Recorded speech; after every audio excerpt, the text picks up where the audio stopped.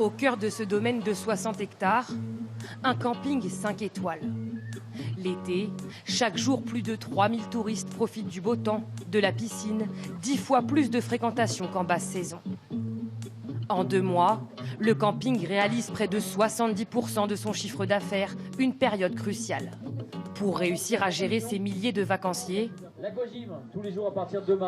110 saisonniers ont été embauchés. À la réception, aucun salarié en CDI, uniquement des contrats de saison.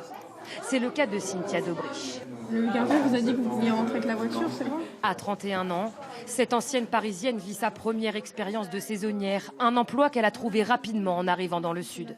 5 mois de contrat pour un salaire de 1 800 € brut. Alors, je vous donne déjà ce dossier-là. Est-ce que quelqu'un nous accompagne au premium ? Comment ça se passe ? Avant d'être à l'aise à son poste, il lui a fallu du temps pour prendre ses marques.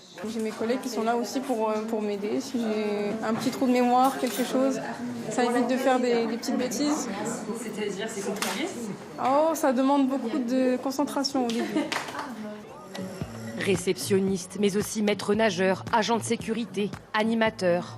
Regardez, on va se mettre là-bas. Comme chaque année, toutes les équipes ont été renforcées. J'ai fini. T'as fini ? Bah non, regarde.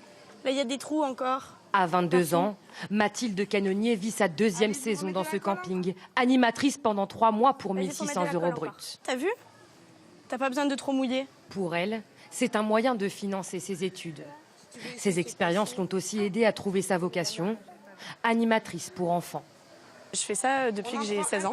Donc j'ai été en centre de loisirs, etc. Et ouais, c'est vraiment mes jobs d'été, m'ont vraiment orientée vers ce que je voulais faire. Comme plusieurs autres saisonniers, elle loge sur son lieu de travail, dans ses bungalows, mis à disposition par le camping pour une 40aine d'euros par mois et par personne. Ici, vous avez le petit coin salle de bain. Voilà, qui est quand même assez spacieux et lumineux, donc c'est plutôt cool. Pour cette étudiante, c'est un avantage. Elle n'aurait pas pu se permettre de payer un loyer dans la région, une des plus chères de France. Exactement les mêmes. Un avantage pour les saisonniers, mais aussi pour le camping. Tout ce qui est veillé, tout ce qui est les pool parties, où on est censé faire l'animation le soir, ça sera que ceux qui seront logés qui le font. Les autres ne le font pas, quoi.